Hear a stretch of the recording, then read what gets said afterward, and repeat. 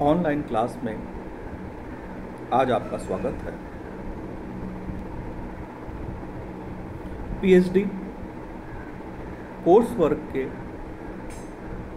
द्वितीय प्रश्न पत्र के अंतर्गत आज हम द्वितीयक आंकड़ों के स्रोत का भूगोल विषय के संदर्भ में अध्ययन करेंगे। पिछली क्लास में हम लोगों ने भूगोल विषय के संदर्भ में प्राथमिक आंकड़ों के स्रोत का अध्ययन किया था। आज का यह व्याख्यान भूगोल विषय के संदर्भ में द्वितीयक आंकड़ों के स्रोत को सुस्पष्ट करता है। द्वितीयक आंकड़े, जिसकी विशद चर्चा प्रश्न पत्र 1 में की गई है, यहाँ पे संक्षिप्त रूप से परिचय दे देना आवश्यक है कि द्वितीयक आंकड़े क्या हैं।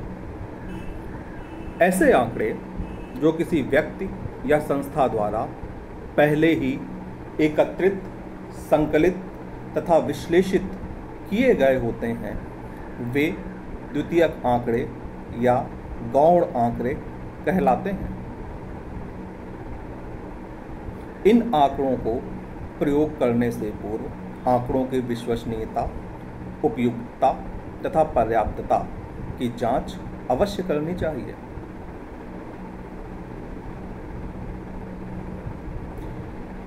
भूगोल विषय में द्वितीयक आंकड़ों का विशेष महत्व है।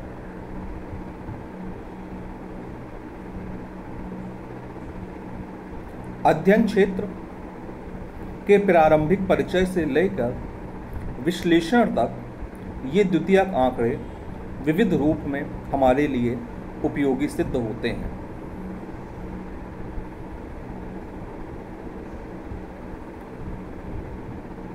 भूगोल में द्वितीयक आंकड़ों के प्रकाशित एवं अप्रकाशित स्रोत पाए जाते हैं। प्रकाशित स्रोत में सरकारी, अर्ध सरकारी, अंतर्राष्ट्रीय, निजी एवं समाचार पत्र सम्मिलित होते हैं और अप्रकाशित स्रोत में सरकारी, अर्ध सरकारी, व्यक्तिगत या सरकारी अभिलेख, अन्य अभिलेख एवं अप्रकाशित स्रोत ग्रंथों को सम्मिलित किया जाता है। इस सामान्य वर्गीकरण के अतिरिक्त भूगोल विषय में द्वितीयक सूचना स्रोत के अंतर्गत स्थलाकृतिक मानचित्र, सैटेलाइट चित्र, वायव फोटो आदि को भी सम्मिलित करते हैं, जिनके आधार पर हम भूमि उपयोग तथा नगरीय भूगोल संबंधित या भू आकृति विज्ञान संबंधित विभिन्न अध्ययन करते हैं।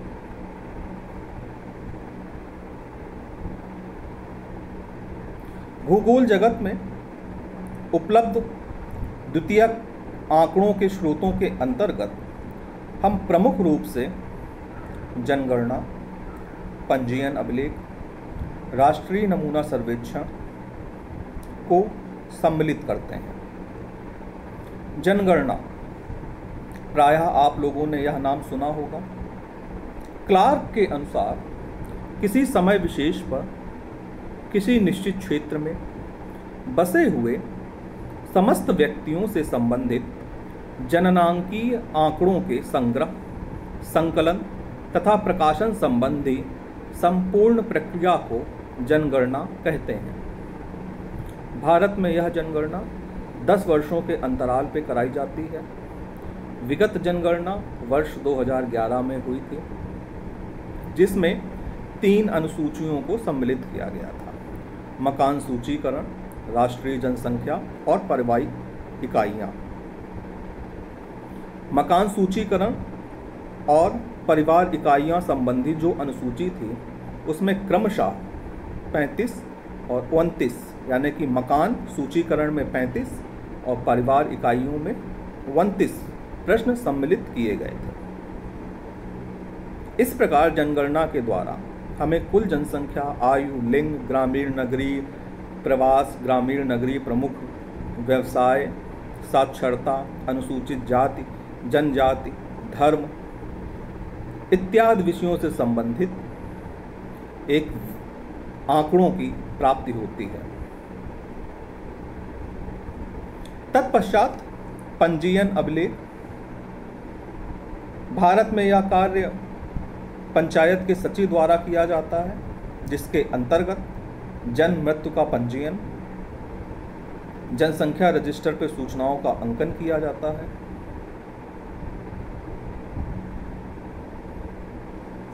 जन्म की घटना, मृत्यु की घटना, विवाह, तलाक, गोद लेना, प्रवास आदि जननांकीय घटनाओं का पंजीयन कार्यालय अपने पास विवरण रखता है। ये सारी सूचनाएं परिवार के मुखिया या किसी सदस्य के माध्यम से रजिस्टर्ड करवाई जाती हैं। इस प्रकार यह अभिलेख भी हमारे लिए महत्वपूर्ण सूचना स्रोत है।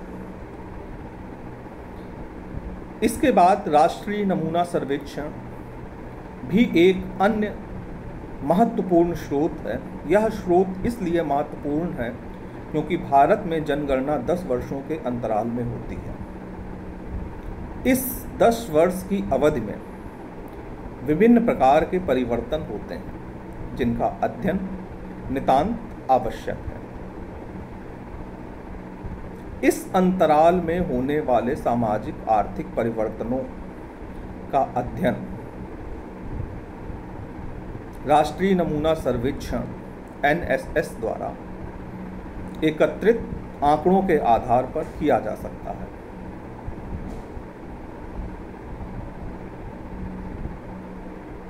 यानी कि ये जो 10 वर्ष के बीच की अवधि है दो जनगणनाओं के मध्य की, इस अंतराल में विशेषतः आर्थिक सामाजिक आंकड़ों को एकत्रित करने का कार्य राष्ट्रीय नमूना सर्वेक्षण के द्वारा किया जाता है। इस प्रकार यह जो राष्ट्रीय नमूना सर्वेक्षण है वह भी एक भूगोलवेत्ता के लिए महत्वपूर्ण द्वितीयक आंकड़ा स्रोत है।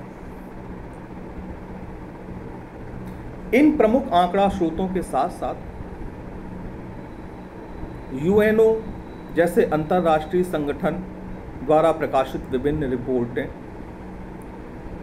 जननांकीय वार्षिक पत्रिकाएं, सरकार द्वारा प्रकाशित सांख्यिकीय पत्रिकाएं भी किसी भी भूगोलवेत्ता के लिए वरदान से कम नहीं है।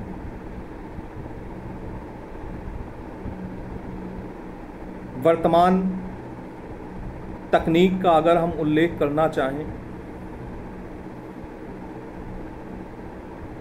तो स्थलाकृतिक मानचित्र के आधार पर किए जाने वाले अध्ययन, सैटेलाइट चित्र के आधार पर किए जाने वाले अध्ययन, एरियल फोटोग्राफ्स के आधार पर किए जाने वाले अध्ययन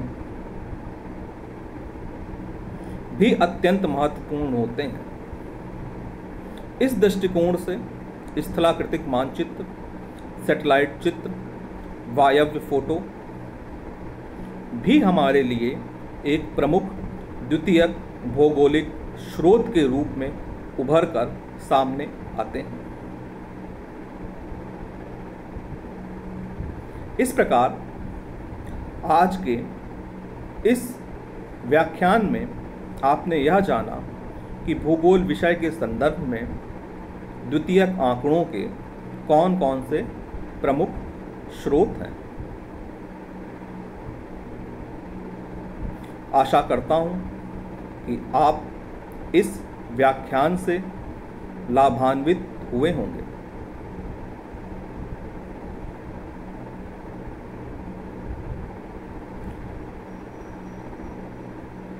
अगले दिन हम लोग पुनः एक नवीन विषय के साथ में उपस्थित होंगे। तब तक के लिए धन्यवाद।